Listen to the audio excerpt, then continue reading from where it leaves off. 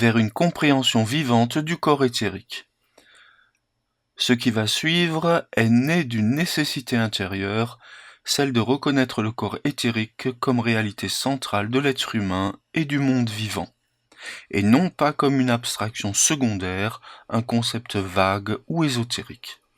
Trop souvent, l'éthérique est évoqué dans le langage spirituel contemporain sans qu'on en mesure l'origine cosmique, la fonction dynamique dans la biographie humaine, sans qu'on en mesure le devenir eschatologique. Or, dans l'œuvre de Rudolf Steiner, le corps éthérique n'est pas un simple double énergétique du corps physique. Il est à la fois mémoire du passé, structure du présent et germe du futur.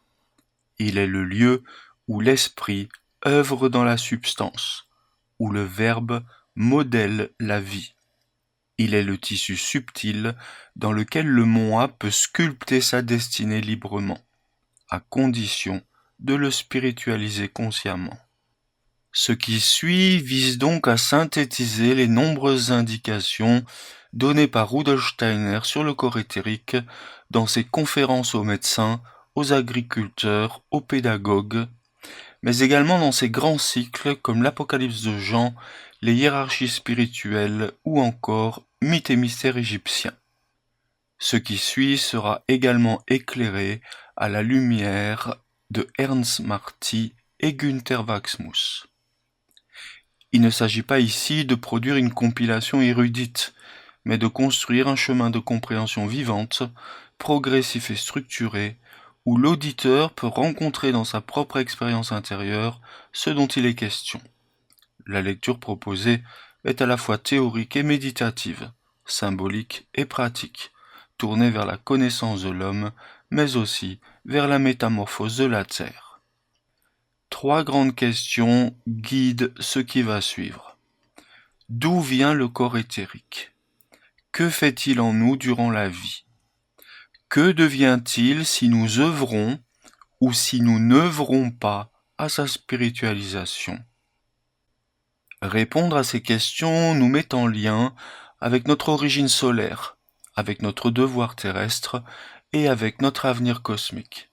Cela nous engage aussi à réintégrer la connaissance du corps éthérique dans les arts, la médecine, l'agriculture, la pédagogie.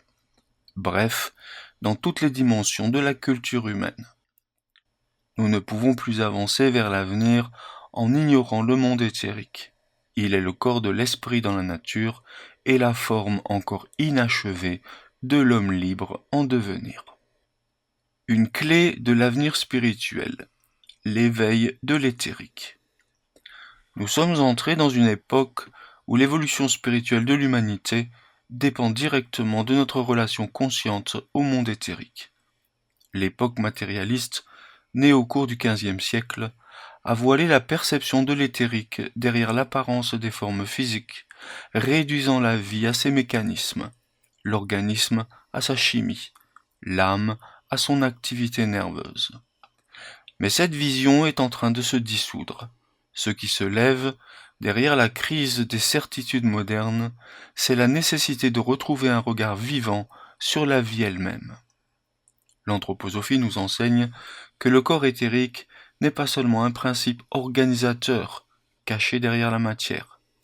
Il est un monde en soi, un champ de force intelligente, une mer de mouvement, à travers laquelle s'expriment les impulsions créatrices de l'esprit. Il est aussi le premier domaine dans lequel l'homme est appelé à agir consciemment sur lui-même, en tant qu'être moral, libre et créateur. Rudolf Steiner a exprimé cette transition en des termes clairs. Le Christ vient dans l'éthérique, et l'homme doit désormais apprendre à percevoir dans l'éthérique.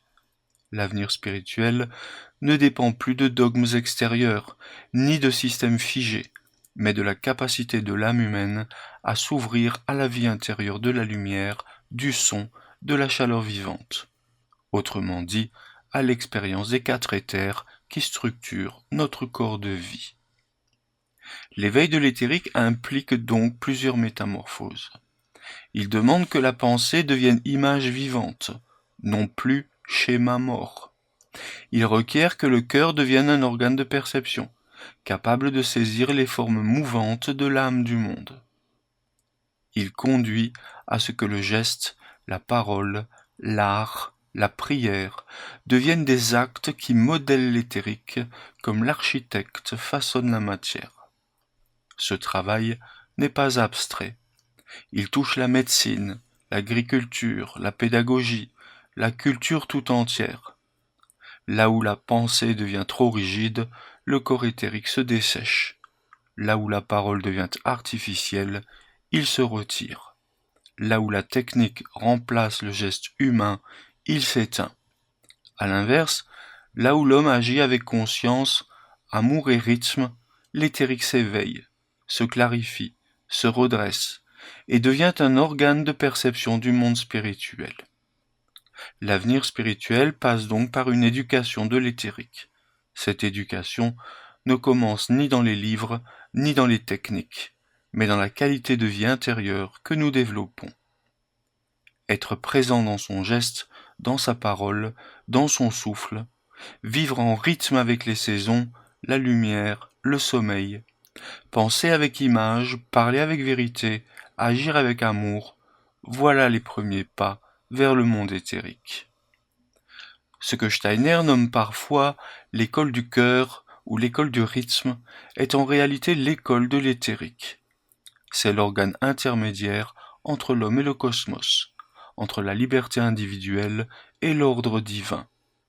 L'éveil de l'éthérique est donc la clé de l'homme nouveau, non plus séparé de la nature, mais transparent à l'esprit dans la vie même.